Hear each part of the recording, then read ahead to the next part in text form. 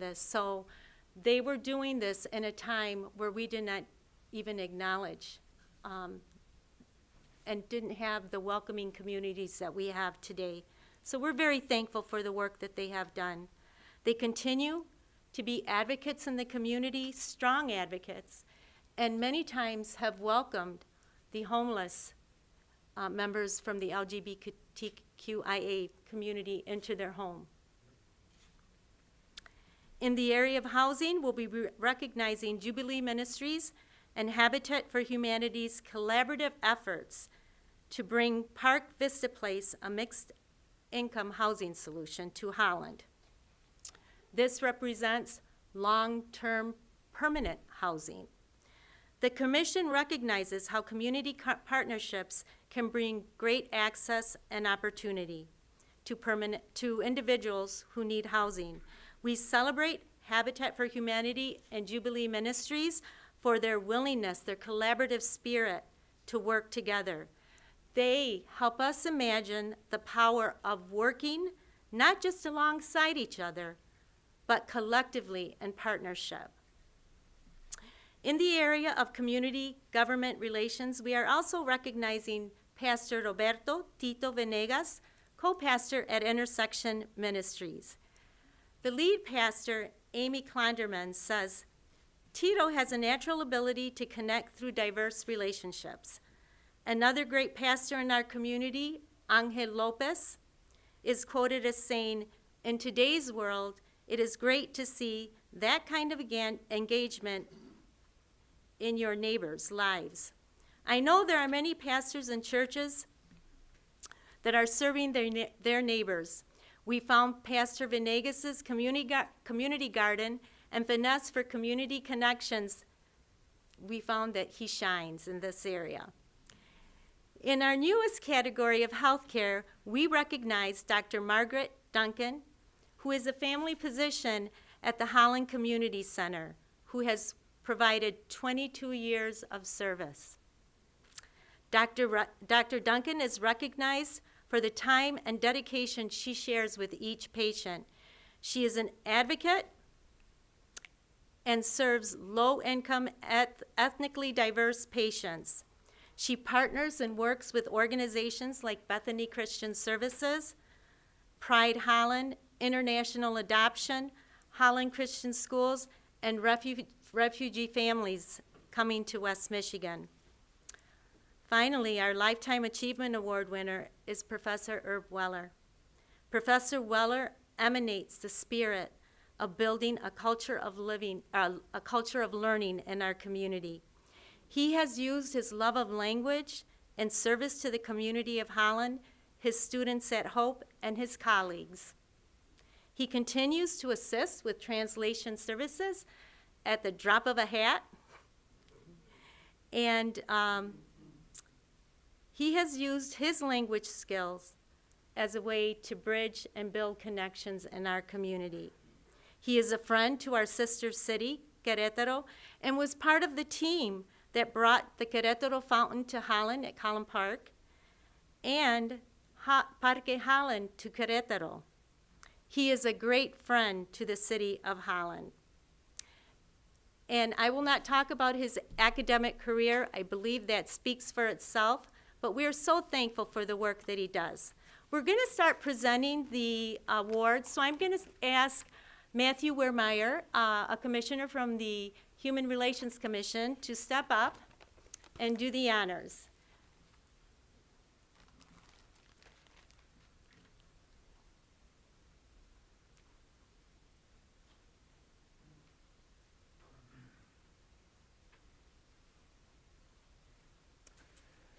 Thank you so much, Esther. I appreciate your opening comments, and it's an honor to stand before all of you this evening. This is truly an exciting evening, and I hope you guys can just kind of feel the excitement in the room.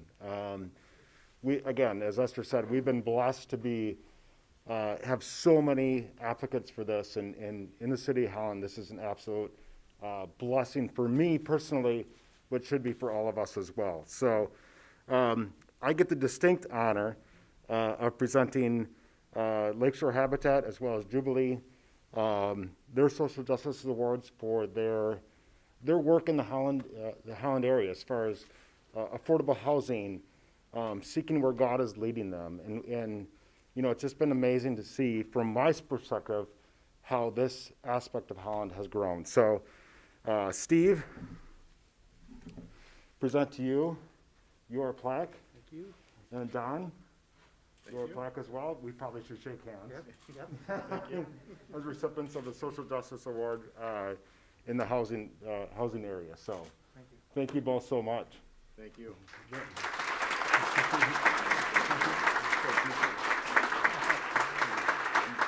Yeah, go ahead.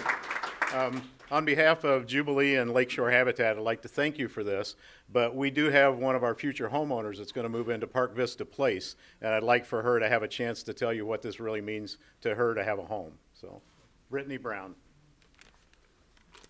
Good evening, everybody. So kind of like Esther just said, nominees of the Social Justice Award must have sustained commitment to counseling, psychology, community involvement, and diversity, as well as demonstrated evidence of achieving community and organizational change that supports disenfranchised, disempowered, less privileged, or oppressed groups. Habitat has made it possible for me and my family to feel empowered, qualified, and enlightened. It is a privilege and an honor to be in partnership with Habitat for Humanity. Thank you so much.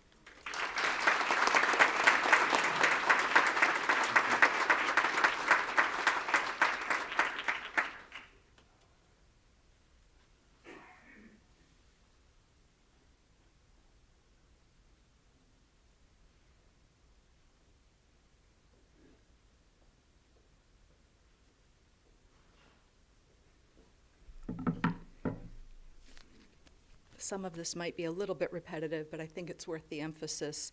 For those of you not familiar with the Human Relations Commission, we exist to promote diversity, to promote equity, to promote inclusion in housing, education, employment, and public service. Most of our work is done quietly and behind the scenes. All of our work takes time. Martin Luther King Jr. said, "Change does not roll in on the wheels of inevitability, but comes through continuous struggle." So I want to add the word innovation to that quote because as a city, as the Human Relations Commission, we constantly seek to innovate and yes, sometimes struggle, to make improvements to our city for all of those who live here.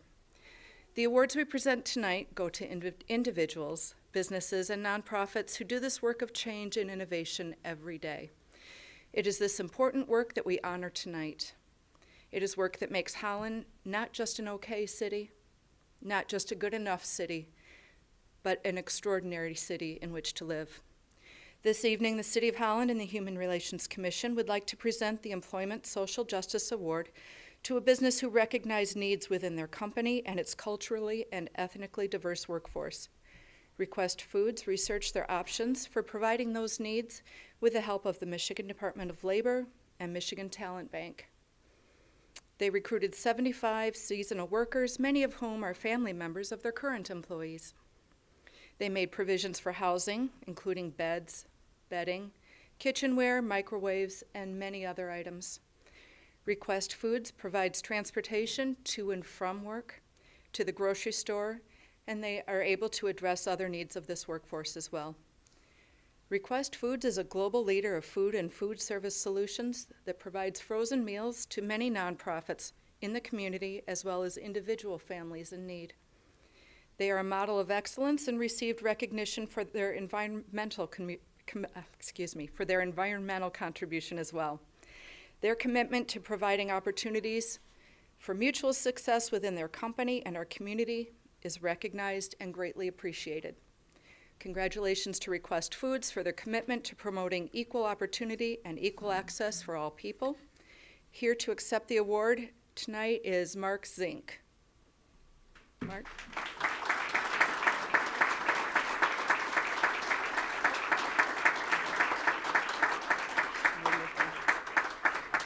Thank you for that. Yes. Appreciate that. Well, good evening. It took a village to make this happen, but you're right. Out of necessity, Request Foods was having some struggles with finding employees, just as most employers are in town.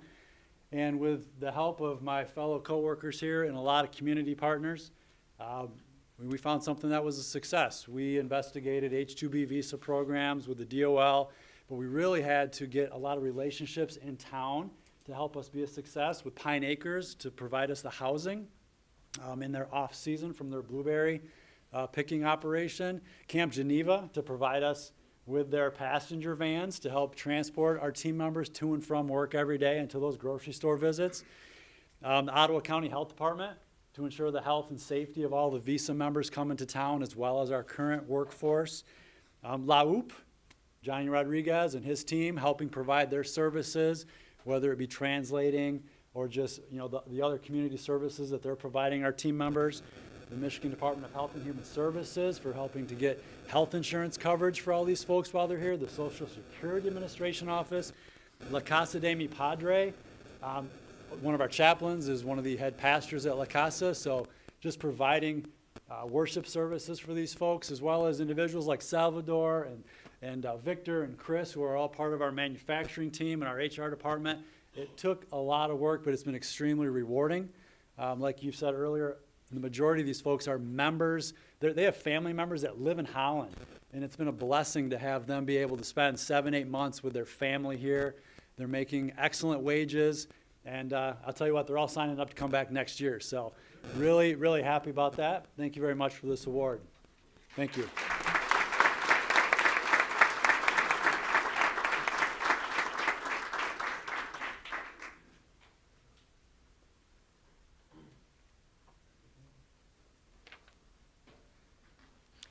Good evening, welcome. I'm Catherine Ristila-Bass. I'm a member of the Human Relations Commission for the City of Holland, and it is my honor tonight to present the award to Mary and Dean DeRitter.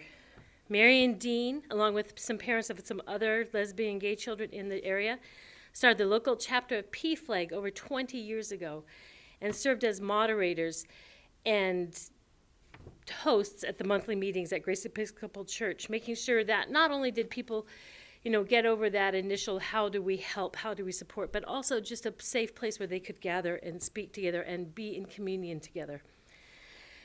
They also then, about 2015, noticed that the members of the transgender community in the area were also experiencing some of the same issues that they had noticed with, identified with the beginning of PFLAG. So they co-founded Gender Safe, a support group for transgender community, their friends and their families, friends and allies. They also has meetings. So they had these groups. Then when Out on the Lakeshore started up and became the natural umbrella for these other groups, they happily transitioned and continued to support over there. They also were present and significant supporters for the Holland City Council to pass the Non-Discrimination Ordinance of 2020. They've been active in reading programs for migrant children. They helped found Holland's first Pride event in 2005, and they are active in their churches at First United Methodist and social justice efforts all over.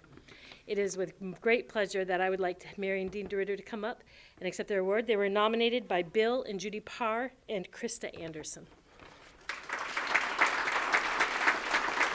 Thank you so much for your work. I have a gay daughter. I so appreciate your work.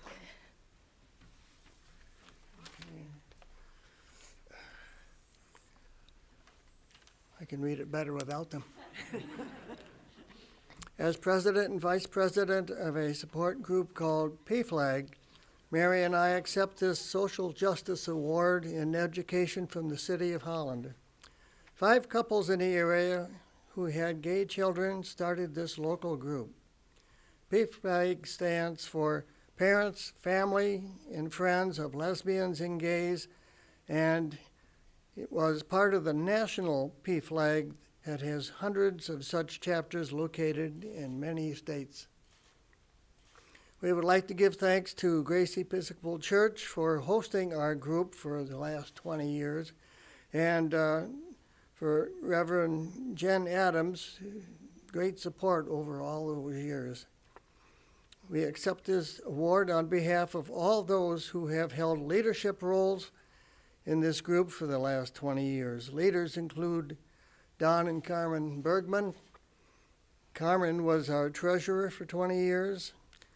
Bill and Judy Parr. Judy was secretary of the program committee. And Karen Prince, which was our spark plug. She got us going and kept us going for so many projects out through over the years. She was also on the program committee. And she was also our representative to out on the lake shore. She's busy. Also, Dr. Krista Anderson, who started the subgroup of our Gender Safe, which still exists today. Jim Larkin was another leader. He wrote our monthly newsletter and led the first outside Pride event. We're very grateful to Jeff Sorensen, who's director of Out on the Lakeshore, that's OOTL, abbreviations, and their board for carrying on the education and leadership that was started 22 years ago with PFLAG. They now host a group called Friends and Family, and as well oversee the Gender Safe group and also help plan all Pride events. They can be contacted on their website at outonthelakeshore.org. Their new community center is vital to our LGBTQ future. Thank you for this award and all those who supported this effort. Thank you. Thank you.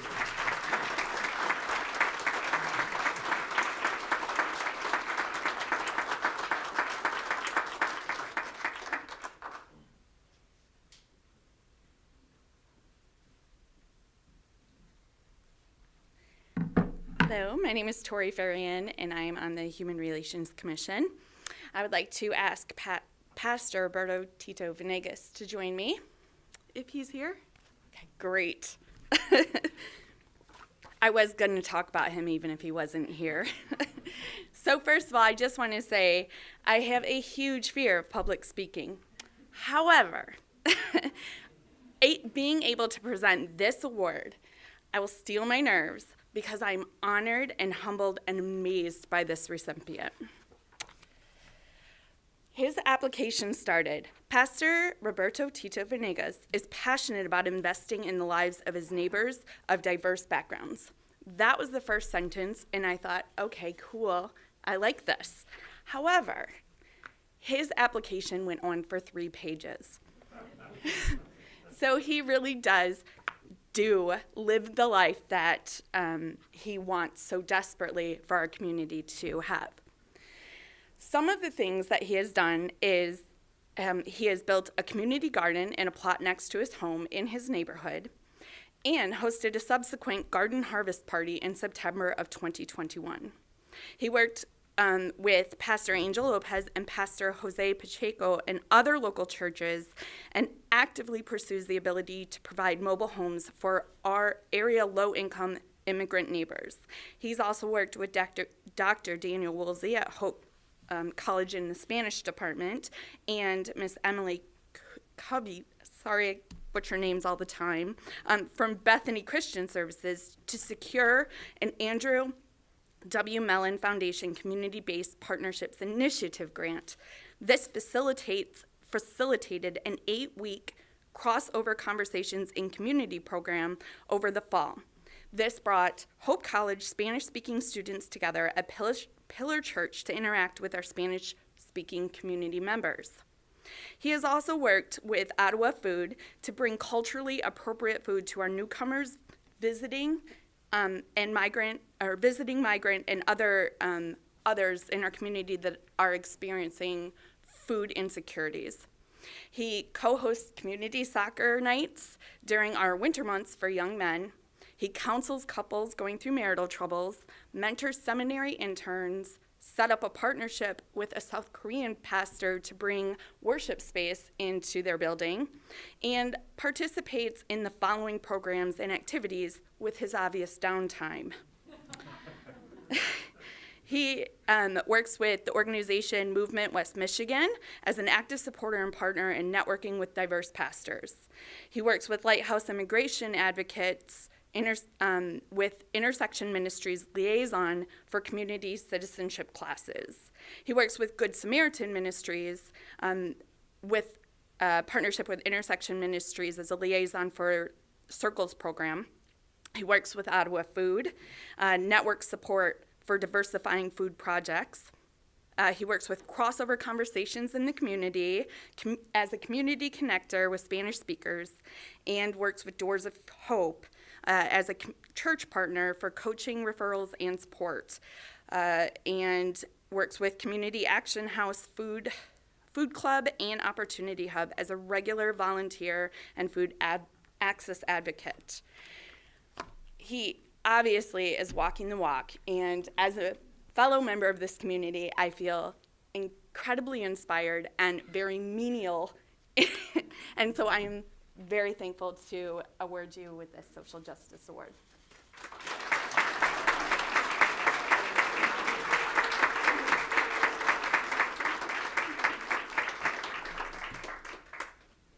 Wow, it sounds like a lot when you read it like that. I had to write things down. If I don't, I go forever. So my friends know. But I just want you to know that what I do, and I have the privilege of doing it, is because of my love for God first, and also because I genuinely believe that every person that we meet is loved by God and is someone who Jesus died for, and so it deserves to be encouraged because everyone we meet carries some burdens, and when we encourage another person, we are making their spirit strong. We're strengthening their hope, their faith, their resolve to keep going. They also deserve to be treated with kindness. The Bible says that love is not self-seeking.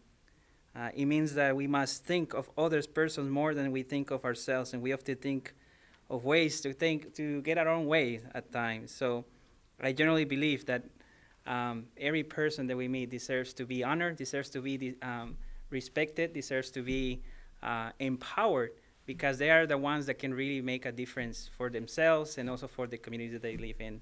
And so I will just leave it like that. But thank you so much for this honor.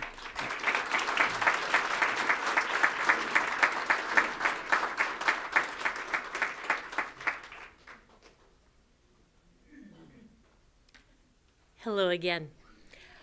Dr. Margaret Duncan, could you join me, please? I apologize for not having a speech. I'm pinch hitting here, and so I'm just giving you my immense gratitude on behalf of the Commission and the city. Dr. Margaret Duncan, for her long service at the Community Health Center here in Holland, Michigan, for teaching patients of all backgrounds how to provide healthy, safe, and nurturing homes for their children through all stages of growth. Thank you so much. Thank you.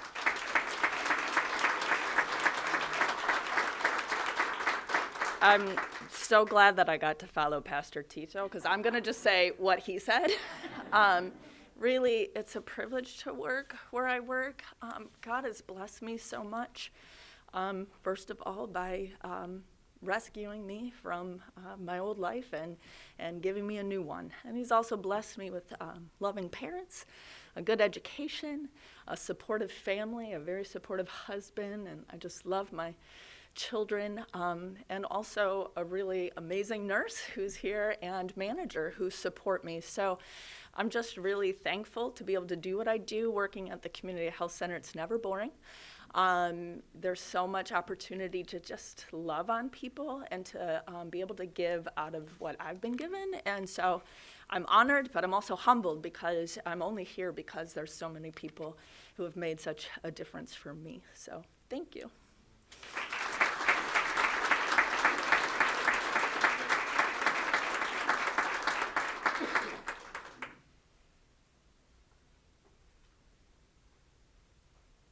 So I would like to invite Professor Weller up here. He's shy.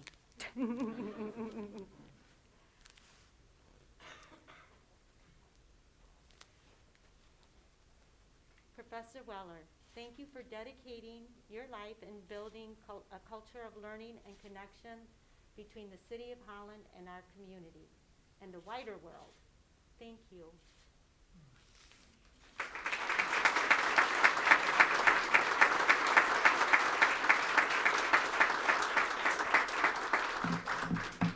I just want to thank all of you for being such a supportive community.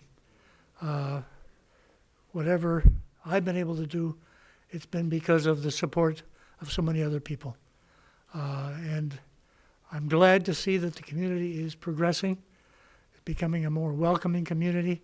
I think there's still much to do, but I'm glad to have had the privilege of being a part of that.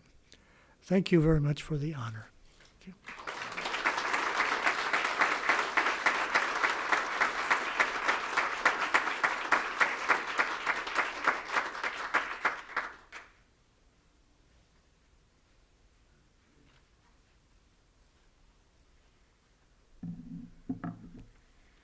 Good evening. My name is Hannah Huggett, and I'm the chair of the Holland Youth Advisory Council. Each year, we have the distinct privilege of selecting a high school student in the Holland area to receive the Youth Social Justice Award, an award that recognizes someone's commitment to improving our community and making it a better place to call home. This year's recipient exemplifies what it means to be an advocate for social change and is an embodiment of the powerful voice youth can have in our community. One of her nominators, Lacey Ottoman, a West Ottawa High School counselor, stated, "She empowers those around her to use their voice and calls them to recognize that they do not need to be treated as less than based on gender or race." She partnered with the Holland Women's March in 2019 and 2021, speaking out for women's rights, and actively participated in the Holland Black Lives Matter March. She assists elementary-aged kids with Spanish, is a peer mentor for struggling students, and is a member of West Ottawa Equality Now, among other human rights student organizations. On behalf of the Holland Youth Advisory Council and the City of Holland, it is my honor to present this year's Youth Social Justice Award to West Ottawa student Mariah Stewart. Mariah, if you could come up, thank you.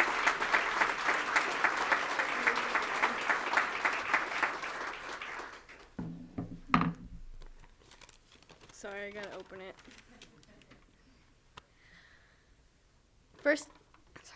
First off, I would like to say I'm deeply honored to accept this award. Receiving this award is so surreal, and I am so excited for the opportunities it may bring me. I want to thank the people in my life who had made it possible for me to be here today. My mom, my dad, my aunt, my brother have all pushed me to use my voice and stand up for what is right. Today, I would like to leave you with 2 words: equity and equality. I'm here today because I have advocated for equality and equity for women's reproductive rights and health. Women deserve the right to have a choice, and women deserve the right to safe reproductive health care. Equity gets left behind when it comes to social issues. The reproductive rights and health care access that women should have are affected by race, education, and socioeconomic status. It is important that we do not forget about these factors that largely impact women beyond their gender.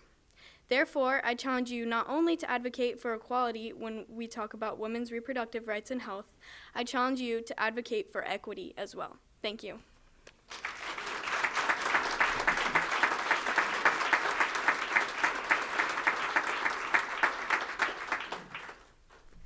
I'd like to thank everyone for coming here tonight. This marks the end of the Social Justice Awards. I would ask all of our recipients to go upstairs because we're going to be taking some photographs with your plaques. And then we are also hosting a small reception in the atrium, and we invite all of you to pop in. It is a safe, COVID-safe refreshments. So, thank you.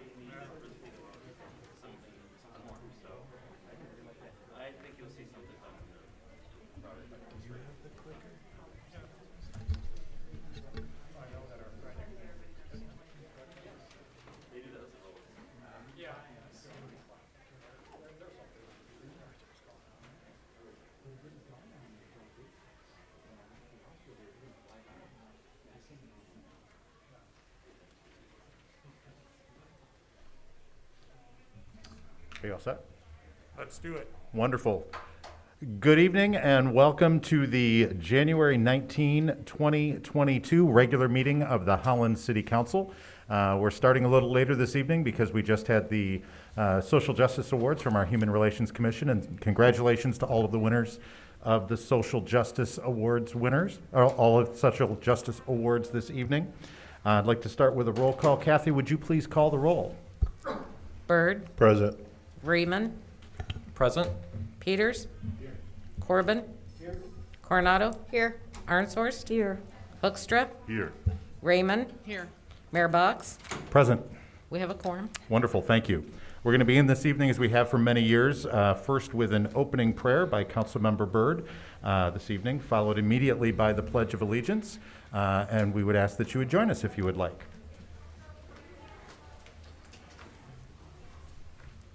Good evening, and I'm going to ask you to pray with me. Dear Father, we thank you for this day that we have been given. We thank you for the opportunity to live in the city of Holland. As we just seen a few handful of people in this community who were presented with awards for activities that they have done to make the community better.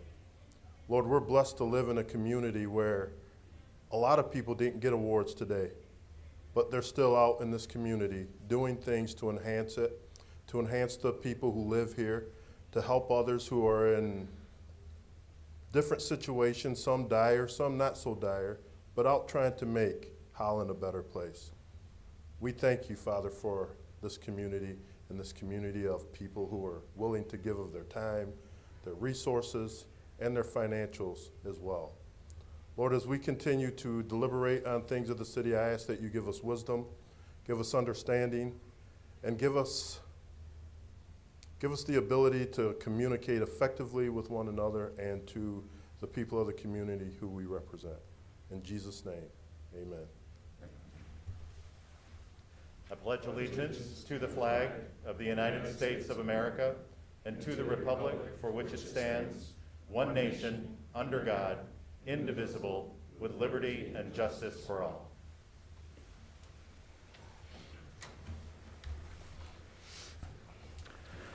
Next are our consent agenda items. These items are considered to be relatively routine, and they've been previously reviewed by council members as part of our weekly packet or bi-weekly packet, and they'll be enacted with one motion unless any member of the audience or any member of City Council asks to have an item removed from the consent agenda and placed in its regular order in the normal agenda.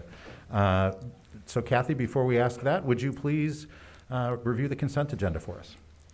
Items 4B, approval of minutes, January 5 regular meeting and January 12, 2022 study session. 4C, oaths of office. 4D, Holland Board of Public Works, West Ottawa Pole Attachment Agreement. 4E, Holland Board of Public Works, fiscal year 2022 electric distribution capital budget transfer. 4F, Planning Commission, 887 East 16th Street rezoning request, final adoption February 2, 2022. 4G, Planning Commission, 795 East 24th Street rezoning request, final adoption February 2, 2022.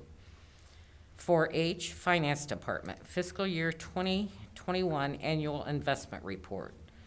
4I, Public Safety Services, declare police building furniture items as surplus. 4J, Public Safety Services, approve agreement with Guardian Alliance. 4K, Management and Administrative Services, approval of ground lease agreement with Lake Michigan Credit Union, Fog Hangar Project. 4L, Management Administrative Services, delegation contract for inspections with Holland Public Schools. Great, thank you, Kathy.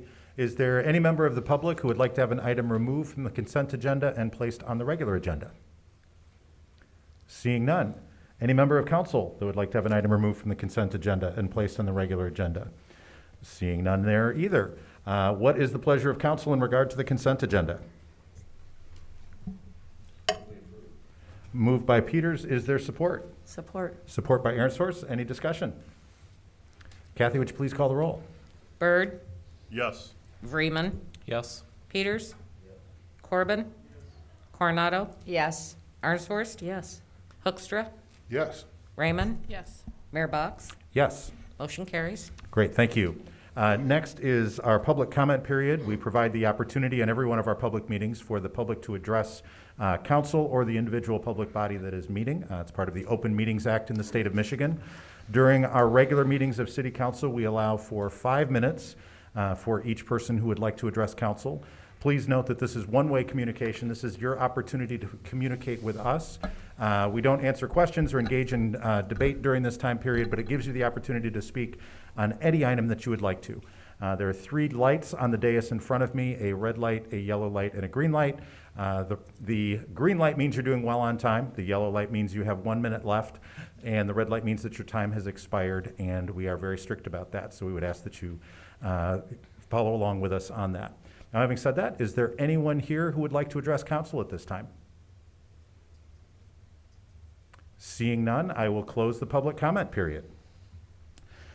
Next item on the agenda is item number 7, public hearing, PA 198 tax abatement for MG 88 Holland Cold Storage LLC at 1870 Transport Lane.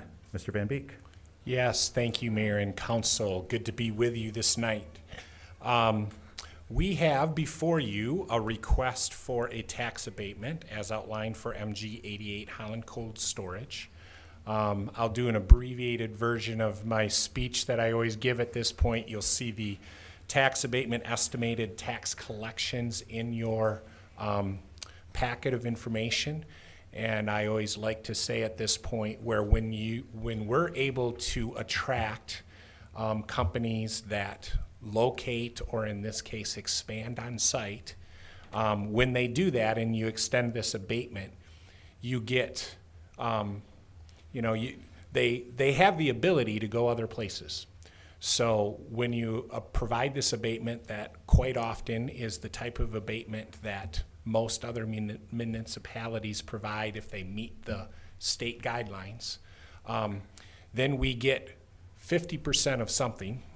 And eventually, then that's something that stays in our community. Versus sometimes not giving it, then you can get 100% of nothing. So I always have to give that little thing there. You'd be disappointed if I didn't. So we have all that information in front of you tonight. There are 3 representatives from the company here tonight: Rick Mellema, Chad Malter, and Shane Pajot. And I'm going to invite them up. Also, Greg King, you also often see him, is here from Lakeshore Advantage. My understanding is that this company really has negotiated this process their own and has submitted this to us. And ultimately, just a reminder, whenever these applications come to us and you consider and approve them, ultimately they go to the state to make sure that it meets all of the qualifications that are necessary for the state. And that's where that final step of approval is. So I'll invite those 3 representatives up. I will say something in the background. Council, you won't see this, but I'm going to uncover in front of the dais where our TVs, so anyone that making presentation, we know what we're talking about. So if you see me messing around up here, that's all I'm doing. So 3 company representatives, welcome tonight, and thanks for being here. Gentlemen, welcome. And as each one of you speak, we just ask that, speak into the microphone so the folks at home can hear you, and let us know your name and your address for the record, please. Yeah, good evening. My name is Chad Mulder. Honored to be here to represent the Cold Link Holland organization tonight. Our address is 1870 Transport Lane, Holland, Michigan, 49423. Some quick background: Cold Link Logistics Holland is a cold storage facility that is under construction on the south side of Holland. We broke ground back in June of 2021. We're scheduled to complete the project the end of May 2022. Tipman Construction is the project manager on the construction side. Cold Link Logistics Holland's a joint partnership between the Mulder family, which I represent here, based in Holland, Michigan, and the Mandich family out of the Miami, Florida area. Both family businesses, very similarly aligned with strong values, commitment to hard work, honesty, integrity. So yeah, we're super excited to have this facility getting close to completion. Most of our customers that we service are food manufacturers. West Michigan has a very strong food manufacturing presence. A lot of these food manufacturers need storage for their finished product before it's distributed to the final customer and eventually to the consumer. Most of these food manufacturers need warehouse and transportation as a critical component of their supply chain. So that's supply chain's been a big buzzword in our country the last year. I think everybody has a better understanding and appreciation for supply chain, the challenges, the opportunities, the need. We're excited to be a representation of that supply chain right here in Holland. Especially in the food manufacturing community here in West Michigan that has a strong need to partner with a warehouse and transportation. So yeah, Cold Link Logistics is the owner and operator of the facility. The transportation side comes in from Art Mulder and Sons Trucking, which is a 40-year Holland local business.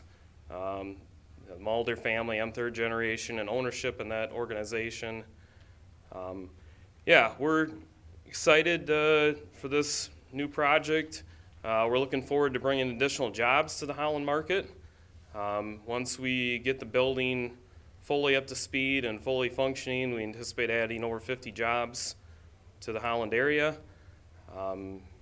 We also have room for future growth. We envision, we've already got very strong interest from customers that are taking up close to 3/4 of the space in the building. Strong demand that'll probably fill it up shortly by the end of the year. So we have room to expand and grow and put on a phase 2. And we're excited to get the doors open soon and start functioning. Great, thank you very much. Any questions from council? Questions, anything we can help clarify? Yeah, Dave. Yeah, probably me. Mr. Mulder, congratulations on this project. It's, from your description, it's a big one. As I drive by, it's obviously a very big one. So, good work on that. These tax abatements ultimately boil down to we get something and you get something. Hopefully, well, obviously, you don't have to pay a fair amount of taxes over a number of years, and the payback to the community is a building up of the diversity of our manufacturing and our business makeup, as well as the infusion of additional jobs, which I congratulate you for the number that you'll be creating. Although it's not just the number of jobs, but it's the quality of those jobs that ultimately makes an impact on a community. If a person has to work 2 other jobs and then come to your place all burned out, it's not doing you any good or that person. So it's become a bit of a tradition for us to ask, in creating these additional jobs, what, and you don't have to be super specific, but what range of pay would these jobs fall into? Yeah, no, great question. So number one, we're excited that we can bring in unskilled labor and train them up. You don't need to have a college degree. You don't need to have a lot of previous experience to be successful at Cold Link Holland. You need to have ability to listen and learn, be safe, be part of a good team, have a good attitude. But, we're excited that we can bring in employees that, don't have maybe the highest level of education, but they want to work hard. Wages, definitely understand, number one, working in a freezer environment. We have to pay a very strong competitive wage to get good workers that want to work in a frozen environment. Just think of winter in Michigan, a lot of complaining about the cold weather. These team members have to work in that every day. So, we definitely feel we're making a strong effort on wages. Currently for starting wage for first shift, no experience, unskilled, is $21 an hour. Second shift is $23 an hour. Well, I'd say that's pretty good, but whether it's cold or not, We hear a lot of these applications about the level of skill, and many of them are higher skilled positions. But as you say, you're offering opportunities for people to grow and in their own abilities and make a very good wage, it sounds like. So I congratulate you and your company for taking that stance in that position, and I wish you the best. Appreciate it. Thank you. Any other questions, comments from council? I do. Yes, go ahead. I'm sorry, your name again? Chad? Chad. Thanks, Chad, for No your problem. presentation, and thank you for being local, two families you said, or at least you are, the Mulders, Yeah. third generation you said? Yep, third generation. Yep. Awesome. You answered the question for Dave. You said entry level, but is there room to grow for your employees? And then I wondered about specialized training. I mean, because you said your transportation. So would you be hiring any additional drivers for the transportation portion? We're looking for good drivers. If you know where they are, send them our way. Every transportation provider in the country is short on truck drivers. So the truck driving schools are taking anybody that wants to be in trucking for sure. But specifically, so that's the AMST trucking. You know, we're looking for good truck drivers. On the Cold Link side, yes, we need, as we grow especially, we need shift leaders, we need inventory specialists, we need team members that can grow and develop into their role. We want to create a strong culture that can train and develop and empower leaders. We need leaders. Logistics is a tough industry. It's blue collar, it's hard work, it's long hours.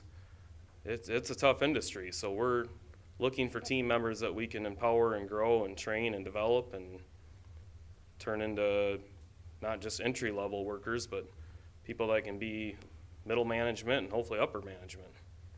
I agree with that. Thank you. And everyone is feeling the crunch. So that's why I wondered, is that going to be an issue, seeing how there is a shortage of employees for everyone? We just had nominated Request Food, or they were honored, thinking outside the box, working to bring, people from Mexico here. So I just wondered if that's probably something that you may struggle with or a hurdle to cross, especially in today's society and job market. Yeah, for sure. Any blue collar industry right now especially is struggling for good help. But if you create a good culture, treat people well, try and pay them well, you got a fighting chance. Well, thank you. And I just hope that you look forward to collaborating with, I know veterans or different organizations, so that we're, all trying to work together collaboratively to meet your need and help those looking for employment. So thank you. Thank you. Any other questions from council members? I do. Yes, And go ahead, I don't Nikki. have it's kind of specific. I congratulate you just as my fellow council Sure. members did, but in the, and if I don't ask this now, I'll never know the answer. So every once in a while I come across a term I don't understand, like every week in council. But in your application, it said when it asked what kind of impact this would have on police and fire, and you said they have to know it's an ammonia charged refrigeration system, and which is a little different in an emergency situation. What is different? Yeah, so ammonia is the refrigerant or chemical that will keep the building at the temperature, the frozen temperature. So it definitely requires specialized training, specialized monitoring. It's definitely not something that you just want to take lightly. So it's the extent of the refrigeration as much. Okay, good. Yep. Thank you. I just had to clarify that. Thank you. Great. Anyone else? Can I ask one real quick? Yeah, sure, go ahead, Dave. This is more out of curiosity than Sure. anything else. But Fire away. If I recall correctly, reading your application, part of your operation is cold storage. Yep. But is another part of it the actual freezing of product from manufacturers? Yeah, correct. We have manufacturers that make product, and they are so tight on space at their production facility that their goal is to make it and get it out, and then have the cold storage get it down to that frozen temperature. So bread products, we have some bakery products, where the food manufacturers, they make it and they actually don't even have enough space in their facility to freeze it. They just need to get it to a freezer that can get it down to temp. Yeah, I would guess that would be a opportunistic area for business growth. Yeah, the goal is to find each customer's need and figure out how to meet it. Okay. Thank you. You satisfied my curiosity. Anyone else? Great, thank you very much. Appreciate it. Yes, Thank you. Thank you. I will now open this item for a public hearing. Is there any member of the public who would like to address council in regard to this particular item? Seeing none, I will close the public hearing. What is the pleasure of council in regard to this item? Motion to support item 7A, PA 188 tax abatement for MG 88 Holland Cold Storage LLC 1870 Transport Lane. Moved by Corbin. Is there support? Support. Support by Byrd. Any discussion by council? I just have one comment. I had the opportunity to come out to the groundbreaking on a very, very hot summer day last summer, and we've had many, many questions and comments from members of the public. What is that's being built out there? And I think it's fantastic that a third generation company is not only succeeding in Holland, but continuing to grow and evolving into what's become, I think, a big part of our new economy with the logistics that are necessary and getting the foodstuffs out there quickly. So I applaud you for that, for continuing to grow and change as the economy needs. So appreciate that. Kathy, would you please call the roll? Vreeman, Yes. Peters. Corbin, Yes. Coronado, Yes. Arenshorst, Yes. Hoekstra, Yes. Raymond, Yes.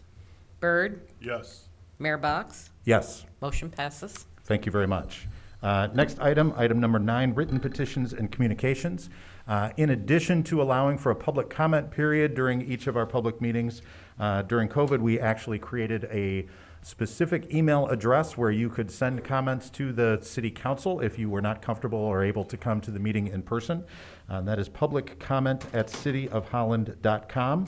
And we collect those in between our regular meetings, and at our regular meetings, we accept those into the record.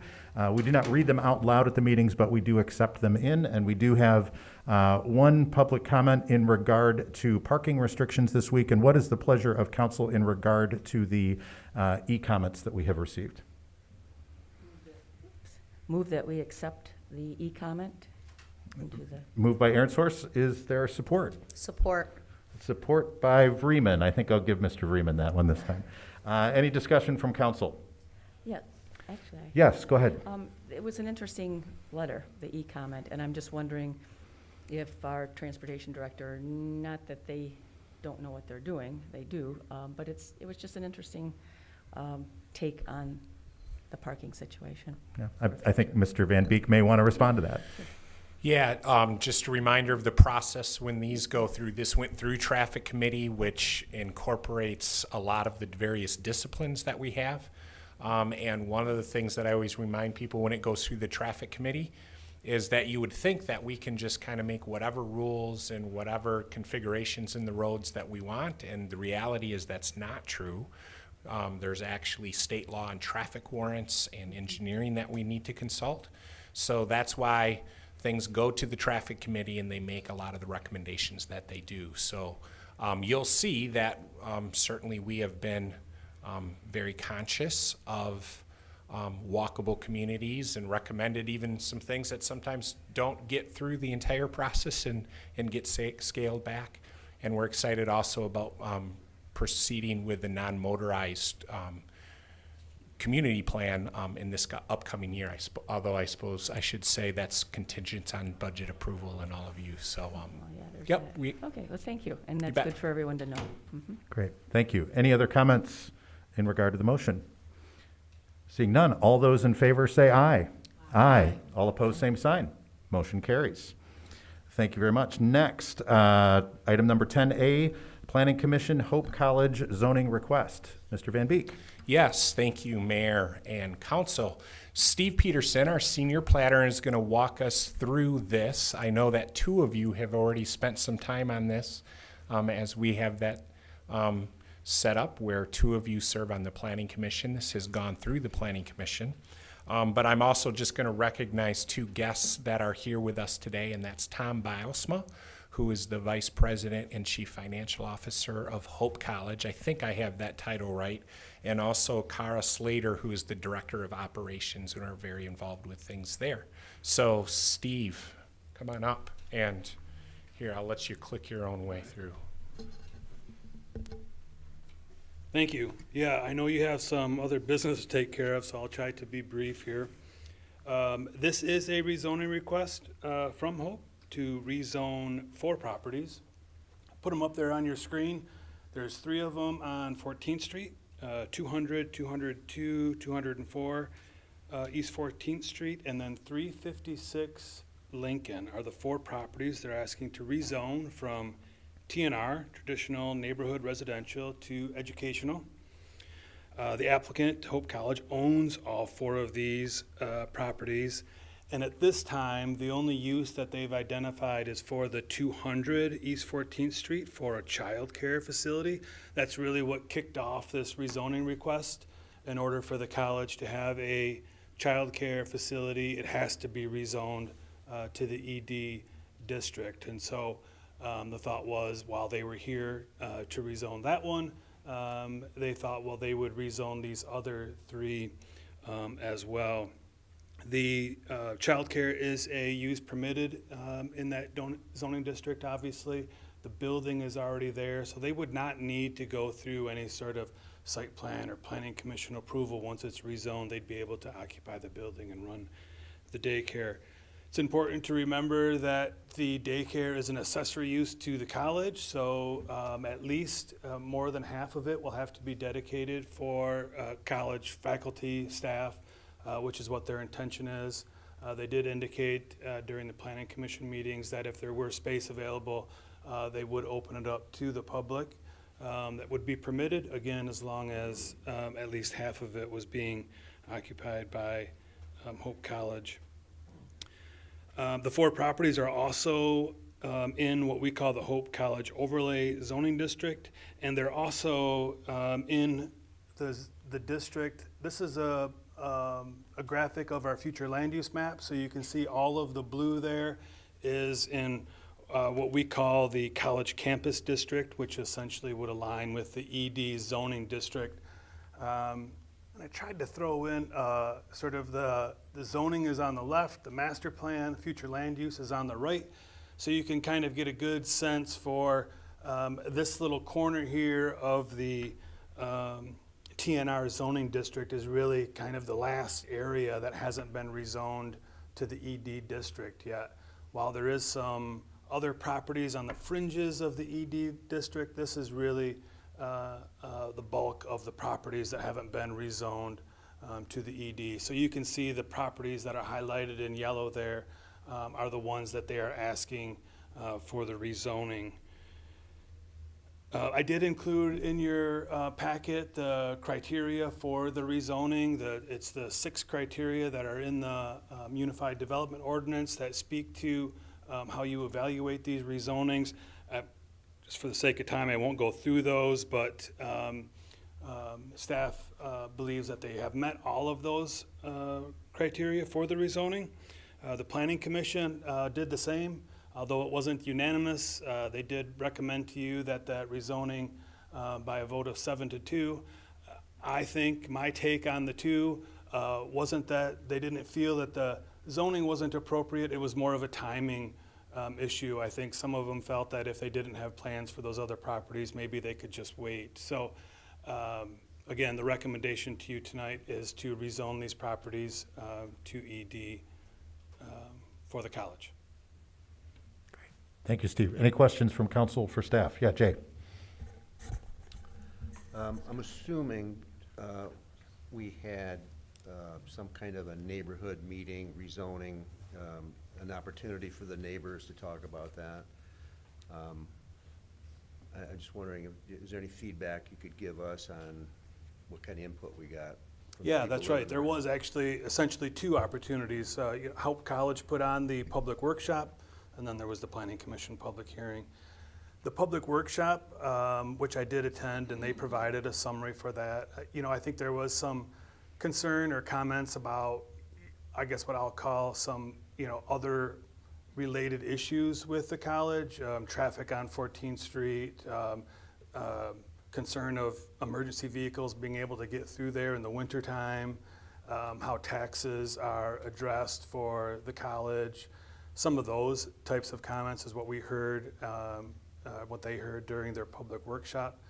Planning Commission public hearing, we had a couple people speak, and they made comments about, again, some issues maybe they were having with students, asking the college to, fence some of their property so people didn't cut through their yards. But those were the types of comments that we heard during that public comment period. Do you have some sense of what this new facility would do to the neighborhood and for parking, people coming and going? It's a lot of transient stuff there. Stop, pick them up, leave, come back the next day. I mean, you've thought about that. So I guess my sense for that is maybe looking at what it has been historically. As I understand, it's been a church activity center. More recently, they've been using it for COVID testing. The site does have, it's essentially circled by parking and asphalt, so in that sense, it actually has a lot of good traffic flow. I suppose one of the benefits of having some of these additional properties rezoned is if they needed to accommodate some growth for their childcare, whether it's a playground or circulation for parking, that would certainly be afforded as well. Okay. Thank you. Nikki? Yes, so can this childcare facility, so that's what it's gonna be if it gets rezoned, can it change to something else, back to COVID testing or maybe something else with the college, or will it always be childcare? Is that one of those things that runs with the land, or? So there's certainly lots of uses that are permitted in the ED zoning district. There's probably a few more than what's in the TNR district. Almost all of them, not all of them, have to be associated, accessory to the college use. So there certainly could be other things that could happen. And Steve, I want to make sure that all of council understands, because we had a discussion in regard to this at the Planning Commission level as well. We're voting on the rezoning to ED, not necessarily that to the use of it as a daycare. So where the college has stated that that's the intended use, that's not a required use for what we're doing here. We're just saying we're allowing them to add it to the ED, and then anything that would be allowed under the ED zone district the college would be able to do with those properties. Thank you very much for that, and I think that's important to remember that really when you look at those criteria for the rezoning, it really should be thought of in terms of as if it was vacant. I hope that helps. Yep. Oh, yes, Any other questions for staff? Okay. What is pleasure of council in regard to this particular item, the Hope College rezoning request? Move to approve. Moved by Hoekstra. Do we have support by Mr. Vreeman? Yes, I do. We have support by Mr. Vreeman. Is there any discussion from council? I just have one comment. We got caught up, Nikki, in the same kind of a discussion at the Planning Commission level about and spent a lot of time talking about the daycare center, which I think is an absolutely fantastic potential use for that space.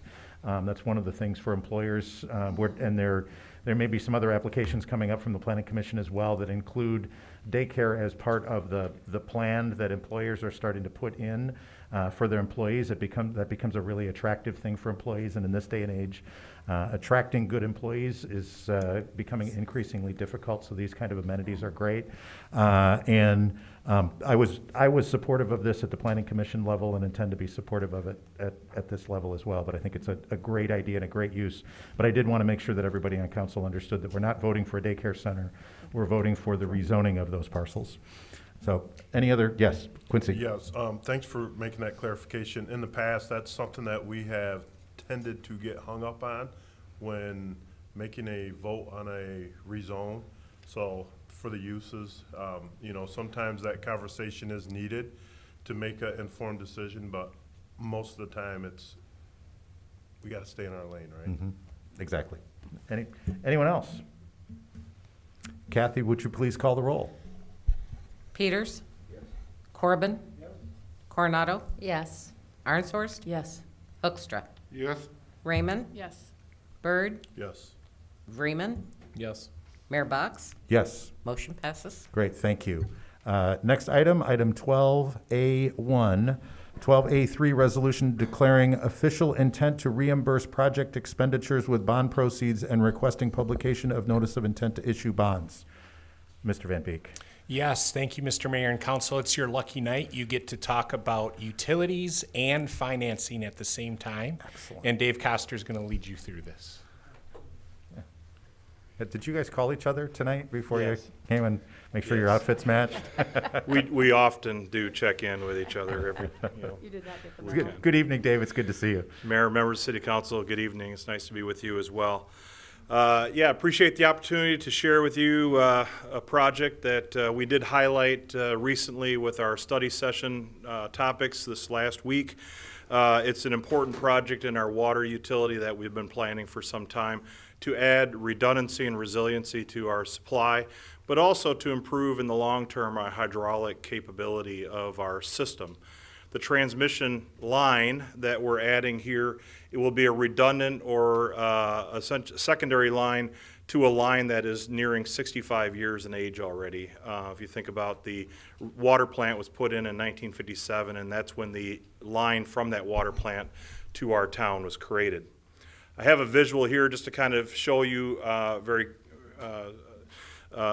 an overview perspective where our transmission, as we call it, system is within our city and our service territory, and where the line that we're proposing is located. So again, the water plant is out across the street from Tunnel Park on Lakeshore Drive, and the main transmission line coming into the city, you can see running is that darker colored line, the black line there that is running along primarily Perry across the airport property and then along Otto Beach up into Douglas, and then it intersects at River Avenue.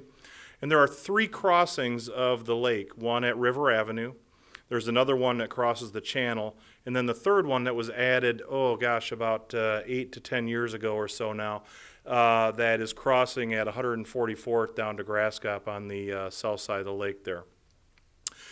Again, that line that was the original east-west line is about 65 years in age. And so we did have a small leak in an area of that line that appears to have been something related to an original issue with the pipe and not a aging issue. But it did remind us of the fact that that is a very critical piece of our infrastructure. And if something were to happen there, that would cause us a very significant ability to supply, our community. We serve in the city of Holland. We serve also a good number of residents in Park Township. And then we serve on the south side in Laketown Township. And also we serve a wholesale relationship to the city of Zeeland, and they serve outside the city as well with some of their retail supply. And so it's a very large area that is affected. Some years ago, again, to add reliability, we added a line to the north to connect our city's supply with the city of Wyoming's water plant. And that's the line you see heading north there on 160th Avenue. So the proposed line that would add this reliability is in green, and it is a line that would connect from 160th along that interconnection with the city of Wyoming's line all the way into River Avenue and then down to Howard Avenue, where our line to City of Zeeland goes off from there. And so that adds a whole lot of reliability. But in the long term, when we look at the City of Wyoming's interconnection, that was originally built for reliability backup in case something happened to our plant. In the future, there may be an opportunity for supplemental water as our demand would grow in our city to a point where we would need more water.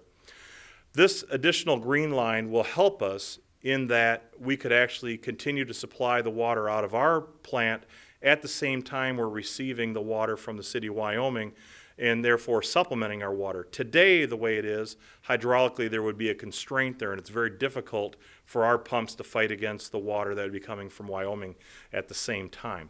So this project has dual benefit for us in the long run. Is a project that we planned for and budgeted.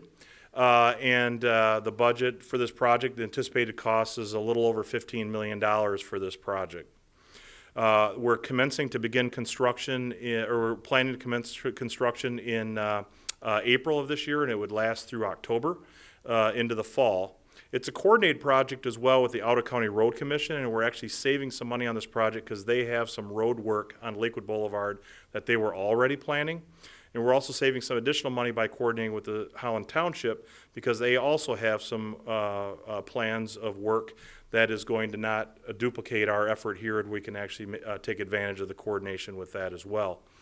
So in order to make this project happen, because of the size of it, we do need to issue bonds. This is something that is greater than what our cash flow for the water utility would allow us to do on more of an annual cash flow basis. And so what we have planned for and are seeking your authorization tonight is to notice the community that we have intended to issue bonds in order to support this project. Now, in order to facilitate the issuance here to make it as effective as possible, there is also a piece in our Pine Avenue work this year that is going to be dealt with too. Additional transmission, about 3,300 feet of Pine Avenue between, I forget the roads now, but I think it's between like 9th down to 19th, where the transmission is planned to be addressed in some of those areas as well. That is another about $2 million or so of projects. So what we are asking for tonight is a not to exceed $19 million issuance, and that would cover both the city of Wyoming or the Lakewood Boulevard transmission project, but also reimburse us for costs that we've incurred on engineering up to this point, as well as costs for the transmission elements of Pine Avenue. And so that is what is in your packet. It's a resolution to begin that process. It starts a 45-day referendum period. After that point, we'll be able to go out and actually market the bonds for sale. And with that, I'd be happy to answer any questions anybody has. Questions from council members? Nikki? I just want to comment, I loved hearing your explanation after reading it and knowing a little bit about it. It just all makes sense. You've been planning it for a while. Yeah, we have. Yeah, this is a very important infrastructure element of our water supply, for sure. Yeah. Okay. Thank you. Yeah, Belinda. Did you say how much we're going to be saving with the partnership between Ottawa County Road Commission and the Holland Township? Oh, I believe the number was close to $1 million of the project because of some of the road work that they're already doing. I don't have that verbatim. I could get you the number more precisely, but it's in that ballpark. $1 million is good to save. We like that. Definitely. Yeah. Nope. Anyone else? Any other questions? Wonderful. Thank you, Dave. Thank you so much. Appreciate it. And with this, not doing a public hearing on this one, so what is the pleasure of council in regard to this item? Motion to support. Moved by Coronado. Is there support? Support. Support by Byrd. Any discussion? Seeing none. Kathy, would you please call the roll? Coronado? Yes. Arnshorst? Yes. Hoekstra? Yes. Raymond? Yes. Byrd? Yes. Freeman? Yes. Peters? Mayor Box? Yes. Motion passes. Great. Thank you, Kathy. Next item, 12B1, Planning Commission, proposed text amendments to section 39-2.05 and 39-2.07 of the Unified Development Ordinance, the UDO, for final adoption on February 2nd, 2022. Mr. Peterson, are you planning on taking all three of these at the same time? Is that what you would like me to do? I would be. I've heard all of this. I think the presentation's great if you group it together. But before we get to you, I'm going to officially pass it to Mr. Van Beek. And I'll officially pass it to Mr. Peterson. Right. I forget what version of kind of the housekeeping updates and everything that we're doing with UDO, which if you or the public wonders, I'm not surprised by this, and I don't see this as a negative thing. I think just when you take a very large document like they worked on and put it into practice, and then start finding things, this is actually a reflection of, I think, good work that we're making sure that it's working on the ground. So okay, so Steve will walk us through. Yeah, here's my suggestion, as having heard this at the Planning Commission level already. I think it makes sense to kind of explain all three of them, but maybe also explain to council why they're broken into three different pieces rather than present it all as one. And then we will go through and do a vote on each one of these items individually, a motion and a vote on each one of these items individually. But I think the presentation of all three together makes sense. So sure. I'll pass it back to you, and then I'll be quiet for a long time. Sounds great. Yeah, no, that makes sense. And maybe just to keep it in the sequence for the slides, we might skip around the numbers a little bit, but hopefully I'll be able to explain that as well. So thank you. Yes, we did break this up at the Planning Commission level, really just because these first two that you're going to see and talk about, we thought were a little bit more substantive in nature, so we wanted to sort of break those out and have separate discussions. So that's really why you see these first two separately from sort of the large run of corrections and clarifications. So this first one is, for lack of a better word, the closest house rule. So you guys in the past, right, we had in our ordinance the ability to, if there was somebody on your street that was closer than what is allowed, you would have been allowed to build your house or an addition to your house to the same setback that they were. So that's what you see on the top of your screen is the old language that we had that allowed you to build at what was the closest house on the street. And then you can see there's a provision in there, no closer than 5 feet. With the new ordinance, we eliminated that. The thought is that we should bring something like that back. So the recommendation, what you have at the bottom of that screen below the red line is the recommended language of still providing what we're calling this front yard exception, which would allow you to build closer than the required setback, but we would take the average of the two adjacent homes. So if the setback on your street was required to be, 30 feet, but you had, a house that was 10 and a house that was 20, you could build in between that at 15 feet. So the thought is that it would provide for a little bit of flexibility in these areas where maybe we had some existing, standards for where the houses were being built, while still getting you closer to compliance with today's ordinance. So that was the thought, that was the reason for bringing that back, and then adding the graphic to, again, just sort of help the user determine that, make sense of it. So that was the requirement for the closest house rule. Planning Commission did recommend approval of that language. Whoops. This one's going to be a little bit more confusing, maybe, I hope not. Building materials. So today, the current language that is in our ordinance, in the Unified Development Ordinance, is what you see at the top of this page. Sheet metal is prohibited, or materials that resemble sheet metal, except in the industrial zoning district. So staff took a look at that and thought, there could be examples, situations out there where maybe it would make sense. Let me back up and just say, these would be in situations that a project is going through site plan approval. So Planning Commission would take a look at this, or maybe it would be admin. So this is projects that are going through that process. So it doesn't include a house. Staff had suggested that version that you see in the middle of the screen there, which had language compatible and similar with the types of materials used in the surrounding buildings. So that was what staff came to the Planning Commission with. That was the suggested language. We had a lot of discussion at the Planning Commission level, and what came out of that was, at the bottom of the screen, there was already a provision in this section of the ordinance that, just as it reads there, all building materials shall be high quality and shall complement adjacent existing buildings. So as the Planning Commission was sort of batting this around, rather than insert that revised language in the middle, that piece in the middle of your screen, Planning Commission thought it was just a little bit redundant. We could just use the language that was already in the UDO and simply strike the language at the top of the screen. So the recommendation from the Planning Commission is just to simply strike that language and use what was this bottom language, which was already in there. That was the recommendation for that. Now for these others are what we've been kind of going through, are just these sort of corrections and clarifications and reformatting. So if that is all right, I'm just going to sort of keep my head down and plow through these, and if you have a question, please stop me, but I'll just kind of motor through these. So these first few that you see, this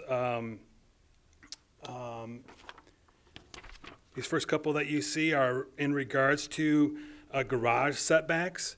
So this is just adding into the table, which this requirement is elsewhere in the ordinance, so it's not anything new, but adding into the tables of these districts the requirement that you have to have the 16-foot setback for a garage setback. So you can see there's some zoning districts where we allow for a smaller setback. So in those areas, we want to make sure that they're also meeting that garage setback. Again, that's elsewhere in the ordinance. And then you see some correction at the top in regards to the cottage neighborhood name, adding the word residential. There.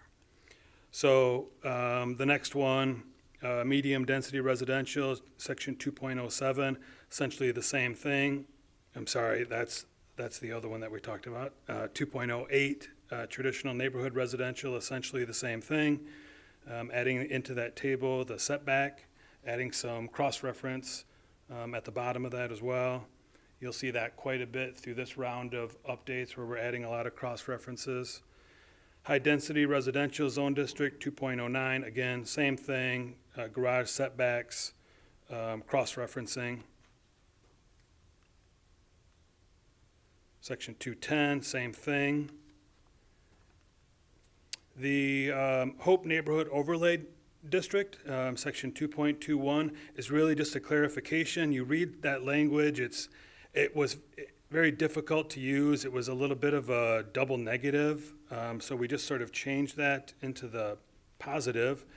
And then under section 3 there, striking out the word rumors and using borders, because borders is what we use elsewhere in the ordinance, and then making that section under the applicability a list rather than just sort of a paragraph format. 5.03, stormwater management, adding some cross-reference to further explain where that, what that chapter 9 is, where you'll find it. 5.06, the fire access, again, adding some more content to the cross-reference of the International Fire Code. There is a little bit of re-lettering there as a result of these changes, so you see that carrying through on the next page as well, and then adding some corrections down by the addressing requirements. And then you see that carry through on that next page as well in regards to addressing and then some cross-referencing for that section as well.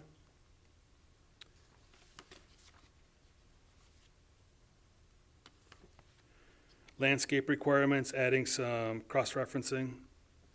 Same thing with lighting, 7.01. We have some sort of clarifications in the sign section, signs exempt from permits. So adding the words for site plan approval for signs in conjunction with construction projects or site plan approval, adding that in that section. Again, in the sign section, there's just a cross-reference in the PUD portion of the signs. 9.02 for off-street parking is some clarification in the TNR zone, making sure it was clear that vehicles are parked on an approved durable surface. Again, that's used elsewhere in the ordinance, and we have a definition of what that is in the ordinance already, and then the rest of it is just a reformatting, clarifying. Again, this next page, that same section, is just combining two sections together, so it doesn't change anything, but simply combines that into one.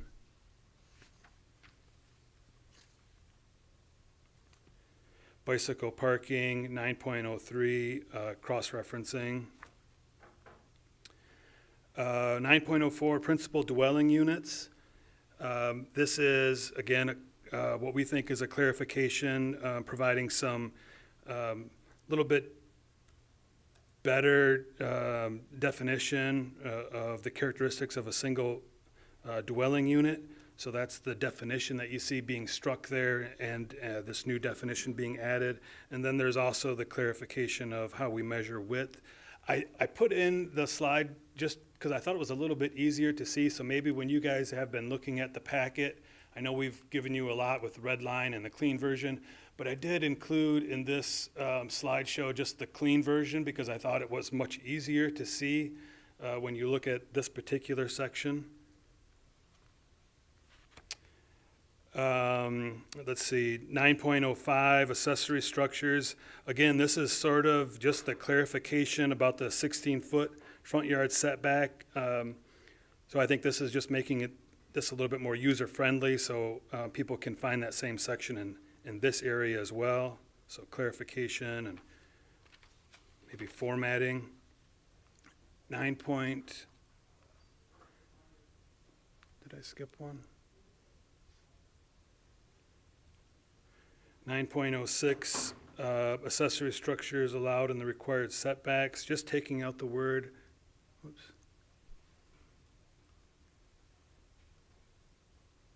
Just taking out the word residential and adding in all zone districts. 9.09, just fixing a misspelled word and then reformatting as well.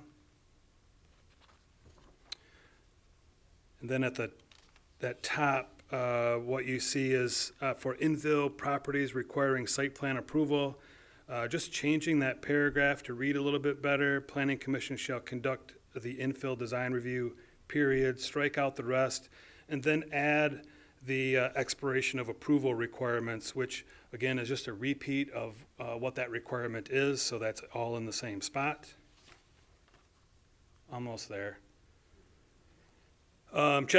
Section 12 are the approving authority tables.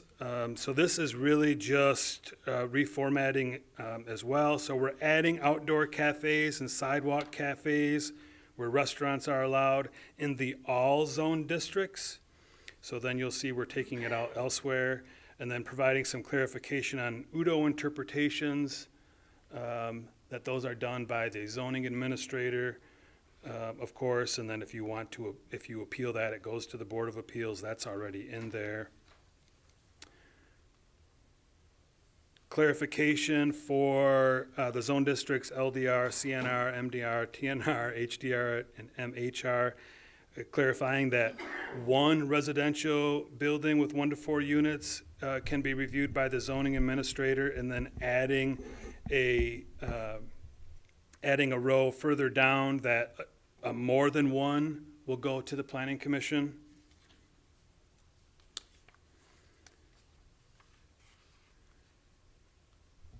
And then here you see where we're striking out outdoor cafes and sidewalk cafes in these specific zoning districts because we've already added it to the all zoning district table. I think we made it. And then just some corrections to the table of contents for those couple titles that didn't have the word residential in them. So Planning Commission went through all these as well and recommended approval as presented. All right. Any questions for Steve? This is okay with Tricia. This is okay with Tricia. Yeah, I'm sure go ahead, she's Nikki. watching on vacation. Yeah. So. Yes, I have a question on the closest house rule. Part of the boundaries of Ward 4 is on Lake Macatawa, and there's always a question of line of sight when the old houses go down and the new ones go up. Is this related at all to that, or do we address line of sight in any of our? No, we do not, and it's important to remember that this closest house rule only applies to the LDR and MDR zoning districts. So that would be. Yeah. Yeah. So Central Park neighborhood is left out of this one. It's because I thought the same, I was thinking the same thing, Nikki. Yeah, but along, even out of that. Plus, this is front yard exception. I think what you're talking about Yeah, maybe it's would really be the rear, rear yard it's looking, rear. You get yeah. mixed up. Thank you. Yep. Any other questions for staff? All right, well, let's take these each one at a time because this The first two are, as Steve said, are potentially substantive items, changes to the ordinance themselves. The first one is that closest house rule. What is the pleasure of council in regard to item 12B1, the proposed text amendments, in regard to the closest house rule? Moved by Vreeman. Is there support? Support. Support by Coronado. Any discussion? Seeing none, Kathy, would you please call the roll? Coronado, Yes. Arnshorst, Yes. Hoekstra, Yes. Raymond, Yes. Byrd, Yes. Vreeman, Yes. Peters, Corbin, Mayor Box. Yes. Motion carries. Thank you. Now in regard to item 12B2, the proposed text amendments to the UDO in regard to the sheet metal language, and what Planning Commission recommended was that the language regarding sheet metal specifically be removed, and the language say that buildings must have, Steve, you're gonna have to help me on appropriate materials. Can you put that slide up again just so that we can see it and council can know what that is? Yeah, so it's, back one. So it's adding in the language, or it's keeping the language that's at the bottom, removing the language that's at the top, correct? That's right. It's essentially just deleting 5.11A1. Which is the top Which is the section top. there. Okay. So what is the pleasure of council in regard to that? Moved by Byrd. Is there support? Support. Support by Raymond. Any discussion? Yes, Mr. Corbin. So this is discretionary. Is this going to prevent someone, let's say, building a shed or a pole barn to the back of their property and not being allowed to use sheet metal at all? I mean, No, it would, I you guess, say high quality, so is that open for interpretation of high quality when it comes to sheet metal? yeah, I suppose it is. And again, remember, these are only going to be the projects that are going through site plan approval. So in that particular example, that's not going to be That's not gonna be considered because the it's case. just a shed. Yeah. Yep, thank you. And Scott, I think we could actually make the argument that it would be more likely that they might be able to use it in that idea, because we're removing the language that says sheet metal shall be prohibited in all zone districts, and just saying that it should complement. So, all right, any other discussion in regard to this motion that's on the floor? Seeing none, Kathy, would you please call the roll? Arnshorst, Yes. Hoekstra, Yes. Raymond, Yes. Byrd, Yes. Vreeman, Yes. Peters, Corbin, Coronado, Yes. Mayor Box. Yes. Motion carries. Great, thank you. And then item 12B3, the text amendments that I'm sure Steve would be interested in reviewing for us one more time if we'd asked. Hopefully nobody asks. What is the pleasure of council in regard to this? And move to approve the various sections as presented and the corrections that are listed. Thank you, Mr. Vreeman. Moved by Vreeman. Is there support? Support. Support by Coronado. Any discussion? Seeing none, Kathy, would you please call the roll?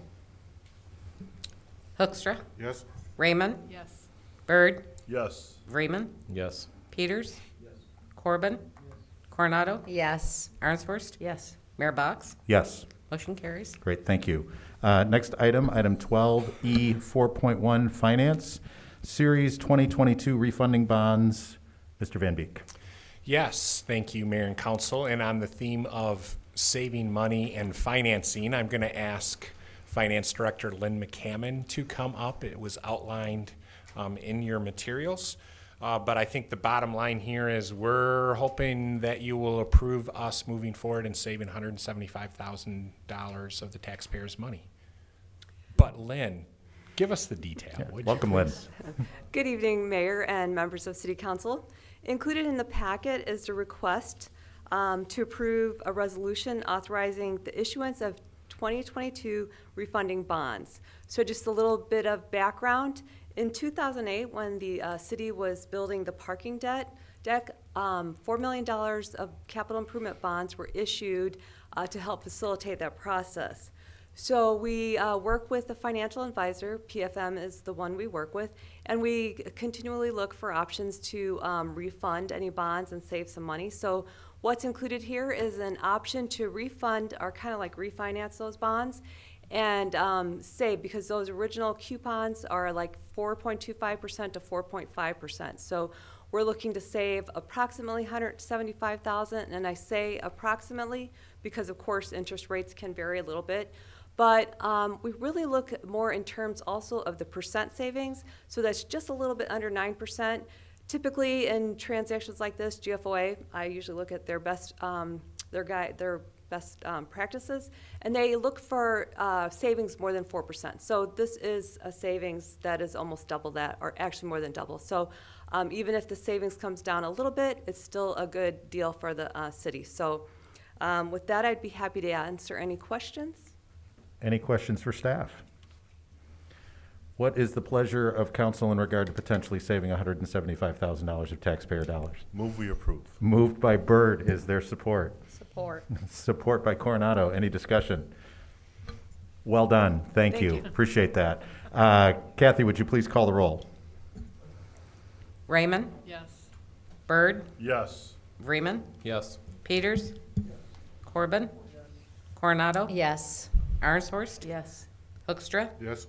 Mayor Box? Yes. Motion carries. Great, thank you. Next item, 12E 6.1, gifts. Kathy, would you please review the gifts for us? The City Manager's Office is pleased to report the following gifts. Parks and Recreation, Sal Perez Scholarship Program, Andrew Boss, $500. Various anonymous donors, cash receipts, reporting dates November 29, 2021 through January 2, 2022, $57. Public Safety Services, Back the Blue Program, Police Operations, Community Foundation of the Holland-Zeeland area, Kathy and Wayne Elhart Grant, $500. It is recommended that these donations be accepted with appreciation, credited to the appropriate account, and an expression of gratitude be forwarded to said donors. Great, thank you, Kathy. What is the pleasure of council in regard to the gifts? Mr. Byrd. Move we approve with appreciation. Moved by Byrd. Is there support? Support. Support by Arnshorst. Any discussion? All those in favor say aye. Aye. All opposed, same sign. Motion carries. Item 12E 6.2, schedule public hearing, Renaissance Zone LG Energy Solutions, potentially setting the hearing for February 2 of 2022. Mr. Van Beek. Yes, thank you, Mayor and Council. I'll probably set expectations here to begin with that our intent tonight, even though we know that this is a very large announcement that follows up on a very large and really transformative project that first went in several years ago. That our intent and our only ask and recommendation tonight is that you set a public hearing on February 2. We plan, and in fact a lot of work has been going on in preparation for this, that there will be more people and more information and presentations and opportunity for question and answer on this matter at a study session, because all of you know, but for the listening public, just so they understand kind of what study sessions are and why we do them and what we do at them and what we don't do at them, is study sessions are really a fantastic opportunity for all of you to dig into something a little bit more, ask questions. You can't take action at study sessions. So next week, Monday night, and just a reminder, it is an atypical night, that it'll be next week, Monday night at 6 o'clock. We are planning to have a study session, and at this point, this is the only item on that study session. So the intent here tonight just is that I'm not planning on giving you a lot of information or anything. I gave kind of a lot of information in the agenda packet. And these types of projects, I can say that this has been rumored and on again and off again, and then has been worked on by a lot of people for a long time to get it to this point. But it's still really, in some ways, still kind of pulling all the pieces together and act in progress. All of that to say, though, this continues to be a very large investment. Something that the state, if you saw some of the end of last year, calendar year legislative items that went through the legislature, that really created some of the funding and some of the basis that was able to make this proposal move forward. So, just to set the context a little bit, here is the proposed site. So kind of as you think about it moving forward, That building on the lower half is the building that is there today. That is full, and if you're ever there at a shift change or anything, it is very busy.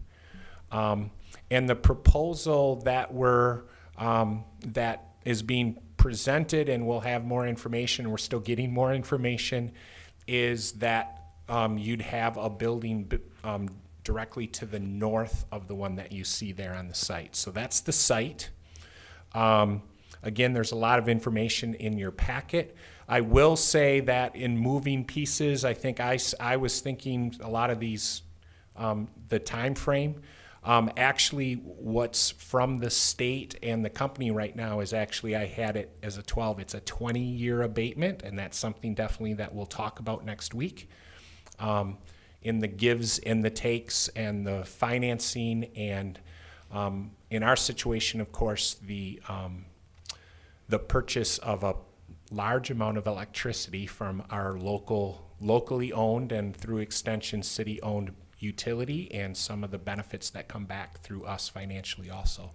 So our intention is that we're going to lay that all out on the table with as much information that we have, a lot of it that's still coming in real time, and go through that with presentations and availability for questions and answers again next week, Monday night. I would ask and encourage all of you, if you have a question, please just drop that off to me as mayor and council before Monday night. It gives us the best opportunity possible to prepare for giving an answer to your question. Like always, right, we may not have all the answers to all your questions, but it's always helpful, particularly in a very large project like this, and a lot of work that's going on in real time and going. Just send those over to me, and then we'll do our best we can do to prepare for that. So a lot of moving parts, but again, the only action that you'd be taking tonight is to set a public hearing for February 2 on the Ren Zone. And yes, I can answer any other questions to the best of my ability. Great. Thank you, Mr. Van Beek. Questions from council members? Nikki? Do you think it's too soon to have a study session and setting a public hearing with all the moving parts and the information coming in? No, and really somewhat what happens with a lot of projects, but the other thing is we have a time crunch on the front end, but there's also a time crunch on the back end, because they want to get moving to be able to hit some timelines for have this up in production and producing, and it needs approvals, right? Mm-hmm. But they need to go through those various approval processes, including other incentives from other entities, some community development block grant approvals that actually have to go through Allegan County, and then also large approvals that need to go through the state. But then they also have to get those approvals so they can start building and producing batteries. But we also, as I outlined in here, and Dave Koster is here, we also need to prepare our infrastructure to have it ready to produce electricity at a certain time, and with supply chains and all those types of things. So it's interesting, right? It's a project where, like, we're pulling together information, and there's a crunch on that side, but there's also a crunch on the other side where we really want to get this in front and make sure that we can meet some timelines should it get approvals. Does that answer your question? I know it's not perfect, yep, but yep. on both Just sides. wanted to make sure everything wasn't being rushed. Thank you. Quincy? Yes, thanks, Nikki. That was a good question. That's something that I wanted to ask as well. The next question is going to be a simple one. From this picture on the south, they did an addition a little bit ago. On the south side of the building, is that the addition that they did?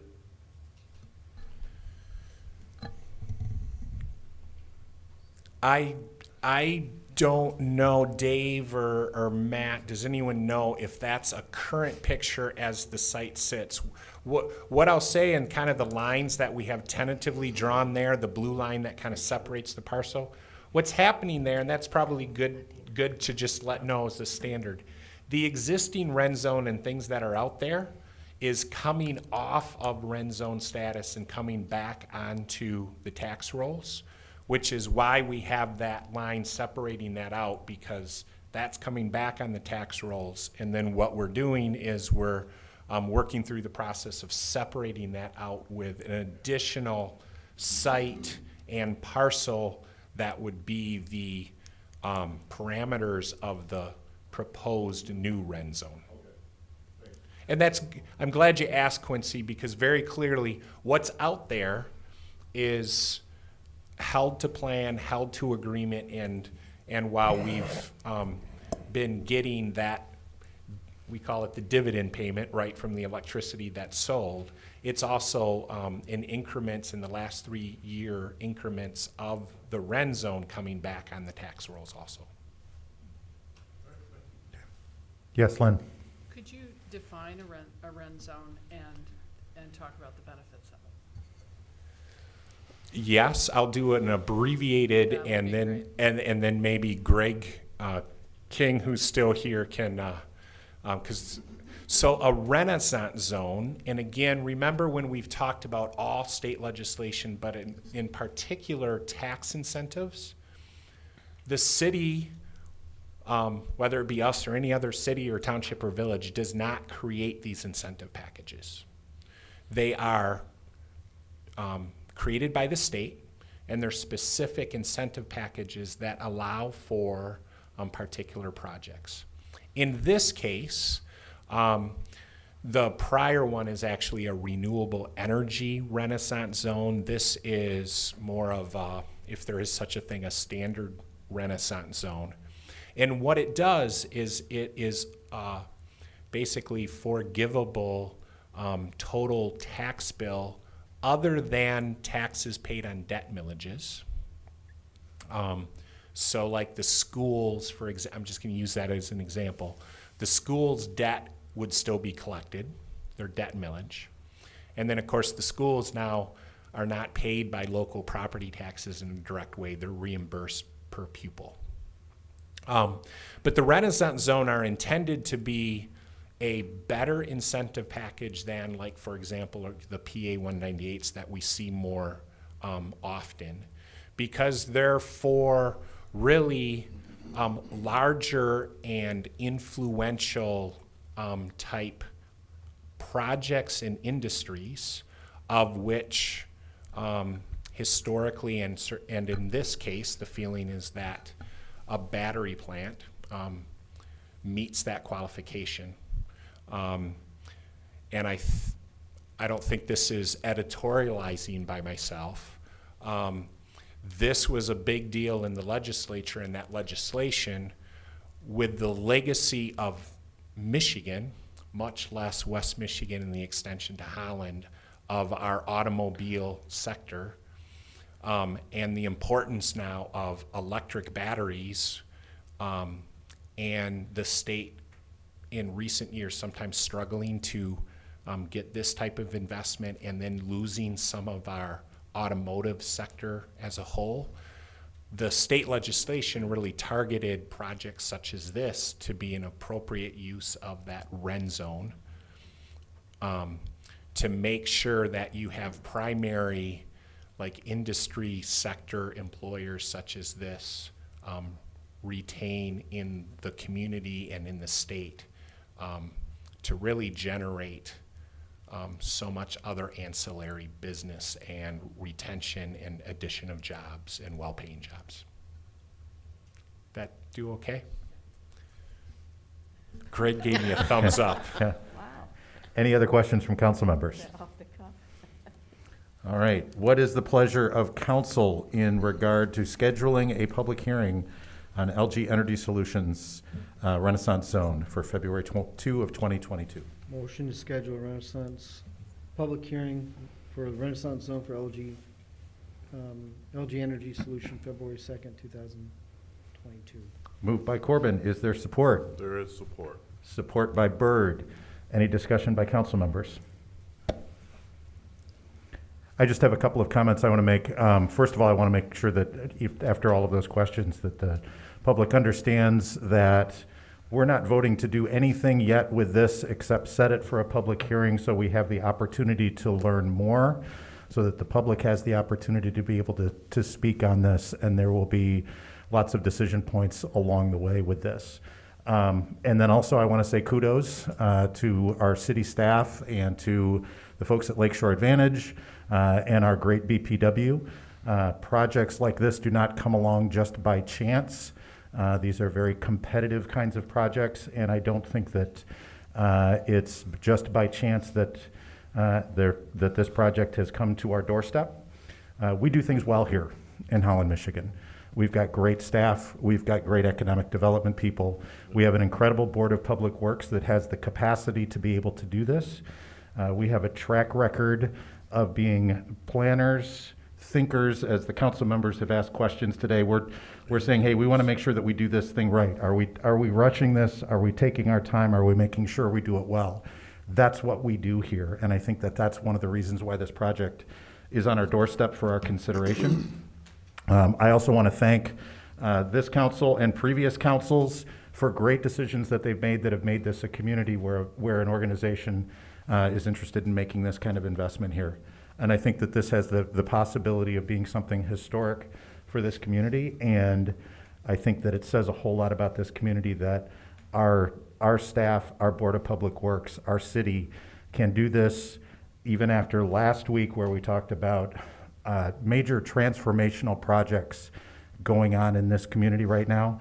I made a list of 12 this afternoon of things that are going on beyond, and I won't list them all today, but we've got a lot going on in this city, and we've got the capacity to be able to do this. We've got the ability to be able to do this, and as we learn more, we as a council get to make a decision as to whether this is the appropriate thing for this community. But I think that even before we make that decision, I think it's really important to recognize what a big deal it is that this has come to our door, and all of the work that's been done by all of the people that has brought us to this point, not just people who are in this room, not just people who are working today, but the generations of people that have made this community what it is, that we're looking at a potential $1.5 billion investment in this community.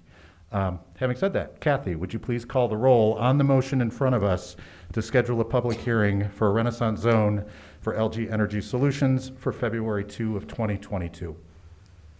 Byrd, Yes. Freeman, Yes. Peters, Yes. Corbin, Coronado, Yes. Arnshorst, Yes.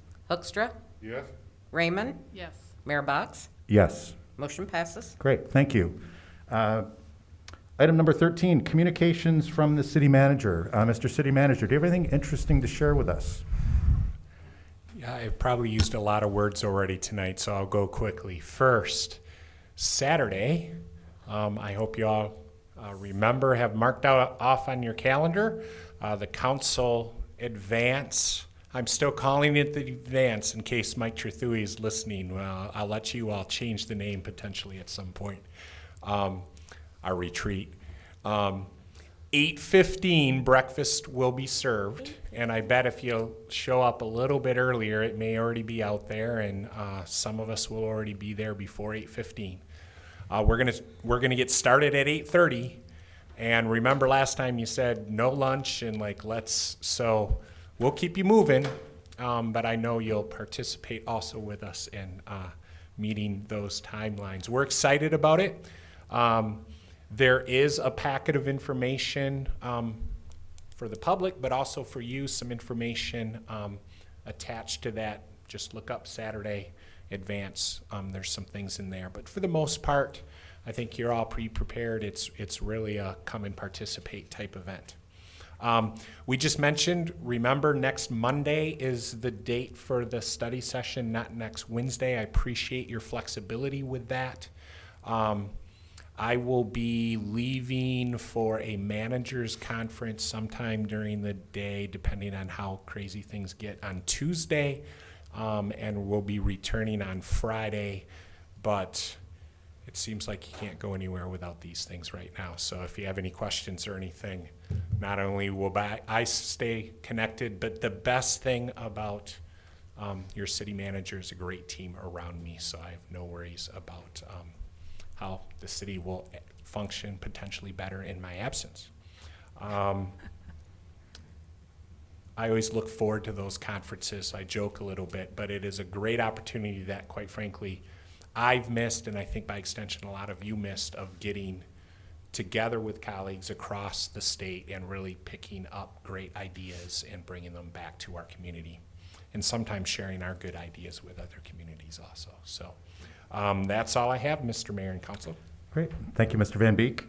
Next item, appointments, communications from the mayor. First, I want to do a quick apology to the people of Holland for not being able to make either of the coffees with council, as Mr. Corbin so ably let people know when he took over for me 2 weeks ago, and thank you for that, Mr. Mayor Pro Tem, for doing a great job during the meeting. I contracted a case of COVID over the holidays. Spent 4 days in quarantine after my son was diagnosed on Christmas Day. 4 days later, I tested positive and then spent 10 days at home with my lovely wife, who tested positive as well.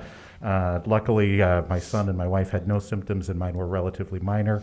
But I want to thank everyone for the kind words that I received over the time, and I want to thank, again, Mr. Corbin for filling in for me at the council meeting 2 weeks ago.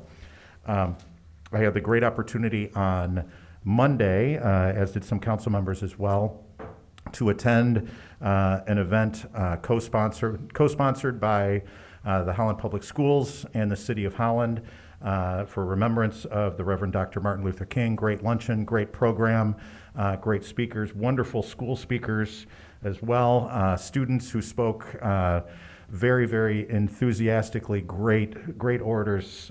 We've got a great, bright future ahead of us with kids like that at the helm. And in honor of the Reverend Dr. Martin Luther King, I do have a mayoral proclamation today as well. Whereas Reverend Dr. Martin Luther King Jr., a champion for civil rights, exhibited extraordinary courage and faith, lifting his voice for the African American community and by extension many other voices.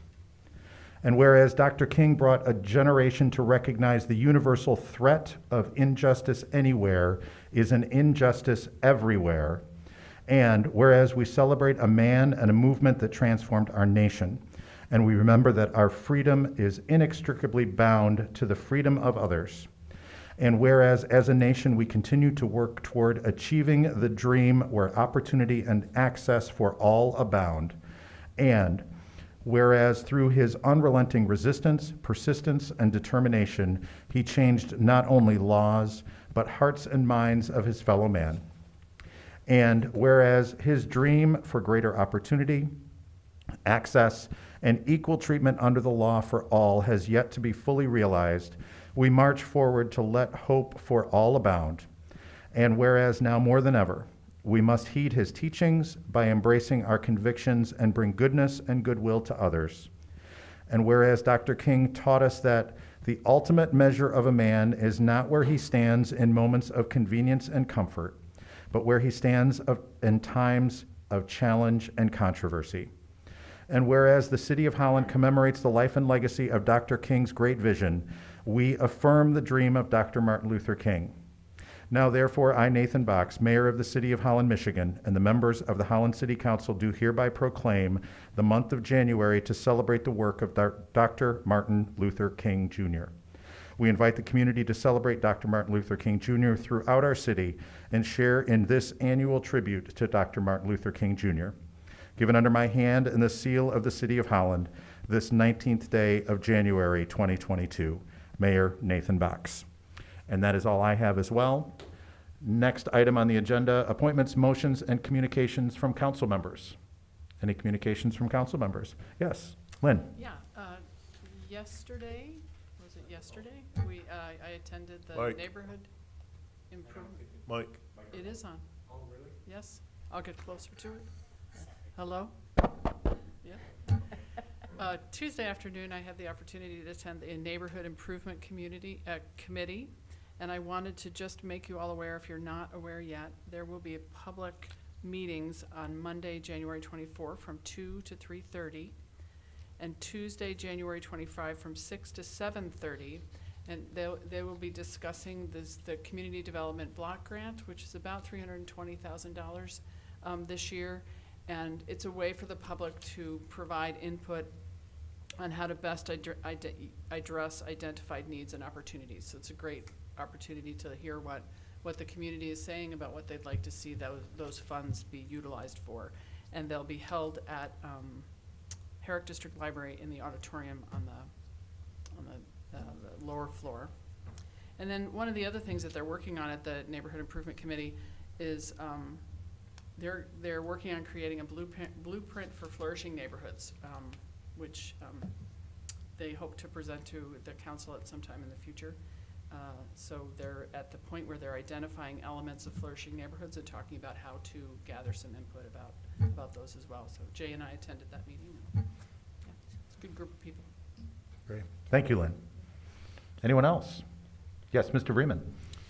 Just sharing my absence at the celebration at the school on Monday was due to a funeral service that I was conducting at that very same time for the Reverend Matthew J. Warfield Jr., a 32-year-old gentleman serving as pastor who passed away from COVID after a long battle. And it was an amazing gathering and testimony to a life of a young man giving to his community, who is a son of this community, and serving across our state.